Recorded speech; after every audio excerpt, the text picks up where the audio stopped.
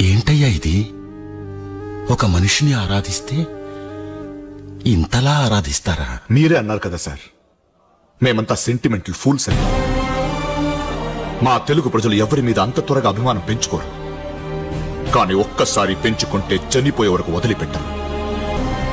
నాకొక్కసారి అతన్ని చూడాలనుంది.